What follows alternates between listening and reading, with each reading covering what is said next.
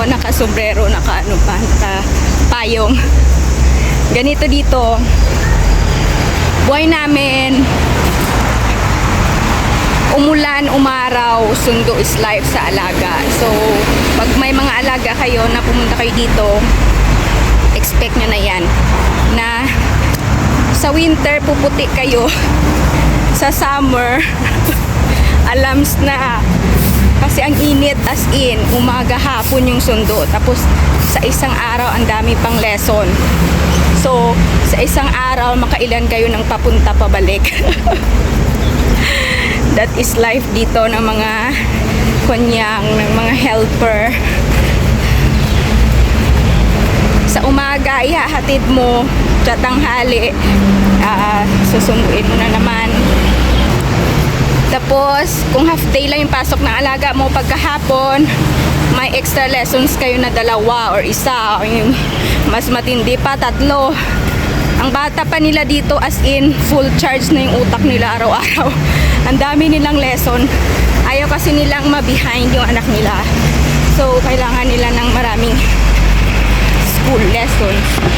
Yan. Kaya napaka-importante naming mga helper dito.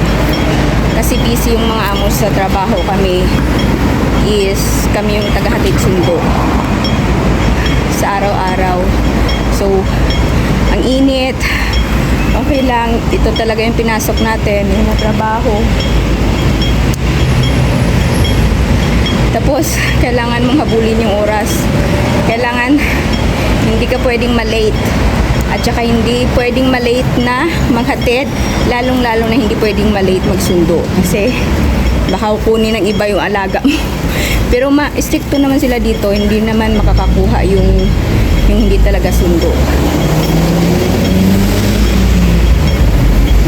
Init eh, teka lang. So yun, tapos